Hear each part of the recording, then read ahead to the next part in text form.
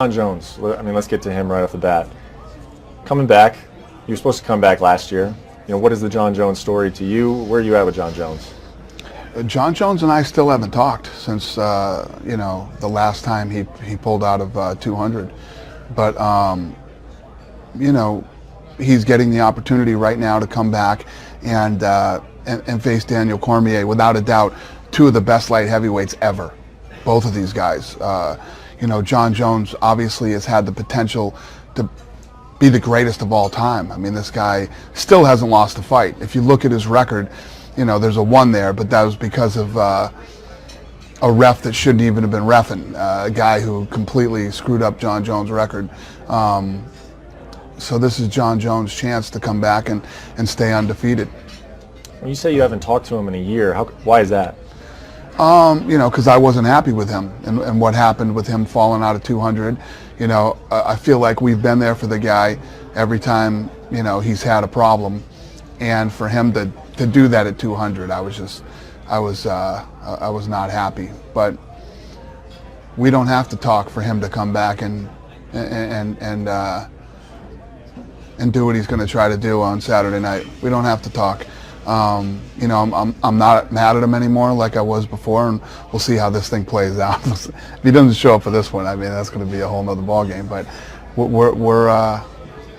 I'm cool with Jon Jones right now. Bad blood, everybody always loves that, and then they always wonder if it's real or not. What can you give us sort of a behind-the-scenes look of the rivalry between Cormier and Jones? Yeah, I think there's a lot of guys that, like the Conor Mayweather thing. As you get out and get in front of your opponent, and you guys start, going back and forth, you definitely, you start to not like your opponent. And a lot of people, in the fight business, not so much in MMA. There's a lot of respect in MMA, and there's a martial arts aspect to it. But there's never been one more real than Cormier and Jon Jones. They can't stand each other. They don't respect each other. It doesn't get any more real than these two. And two of the best to ever do it. Two of the best to ever do it. Hate each other and both, not want to win, have to win, can't lose to each other type guys. I love it. I can't imagine them doing anything that would put the fight in jeopardy at this point. But when you got them on the same stage at a press conference this week, are there going to be extra precautions taken? What's crazy is I don't know if I've ever been busier than I am now, which is ridiculous. I can't even believe I'm saying that. Who thought I could be busier than I was before? I wasn't going to go to the press conference on Wednesday. The only reason I'm going to the press conference on Wednesday is I want to be there in case if stuff goes down, to make sure that it doesn't. On sale this week. Today, and it's an interesting arrangement. You have to purchase your own tickets, correct? Right. So there's a lot of shady things that can go on with tickets, and it's funny. As if the tickets aren't expensive enough, it's like what happened with the Mayweather-Pacquiao fight. It was a complete disaster, and you don't only hurt yourself and hurt the fight, you hurt the city of Las Vegas. City of Las Vegas was hurt by that fight. I live here. I deal with all the people. The same people that were selling these tickets are the people who sell my tickets, right? I couldn't get the tickets until the day before the fight, right? Most of the tickets, they weren't selling and all this stuff. So room rates started to tank in Vegas. People started canceling the trip. They weren't going to come because they couldn't get their tickets, and it was a complete disaster. You're making enough money, okay? The fight's going to make enough money. You don't have to go around and sell the tickets to brokers and try to, to make even more money. Everybody's making enough money. Stop. Now you're hurting the fans. You're hurting the city of Vegas. You're hurting the event in the long run, in my opinion. So I wanted everybody to buy their own tickets. I'm buying my own tickets. UFC's buying their own tickets. Floyd is buying. Conor's buying. Al Heyman's buying. Everybody's paying for their own tickets to keep that from happening. And listen, if you want to go out and you think you can make more money, then you buy your tickets and give it a shot. Did Floyd do anything during the entire time that surprised you, or was it pretty much Floyd as you expected him to be? No, I'll tell you what Floyd was an absolute professional about, right, is in a fight, when you get hurt, to the body, or somebody hits you with a shot that hurts you, you try to play it off like it didn't. the things that Conor was saying, nobody's ever said that stuff to Floyd Mayweather in public, ever.